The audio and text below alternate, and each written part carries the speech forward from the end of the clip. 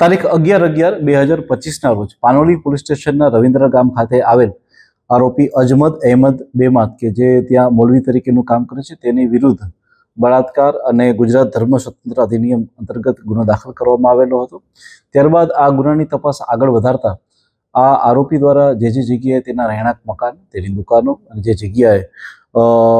મદની દારૂદ તરબીયત મદ્રેસા આવેલા છે તેની તપાસ જે છે એ ગ્રામ પંચાયત અને તાલુકાના કક્ષાના અધિકારી દ્વારા કરવામાં આવી અને ત્યારબાદ તેમને જે અંતર્ગત નોટિસ પણ આપવામાં આવી અને ત્યારબાદ આજરોજ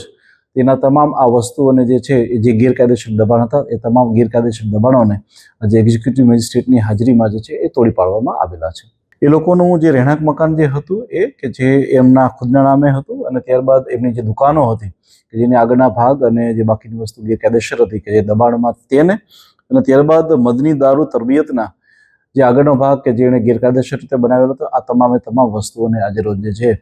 એ આજે તોડી પાડવામાં આવેલા છે। માહિતી તપાસ દરમિયાન આવી છે કે તેના વિરુદ્ધ આની પહેલા પણ ગુનો દાખલ થયેલા છે અને એ ગુનાના કામે જે છે એનો પાસપોર્ટ પણ જમા હતો। એ પાસપોર્ટ દરમિયાન એ કોર્ટની પરમિશન લઈ અને એ બીજા કન્ટ્રીમાં ગયા હતા, જે બાબતે પણ હાલમાં ઊંડાણપૂર્વકની એક તપાસ હાલમાં ચાલુ છે।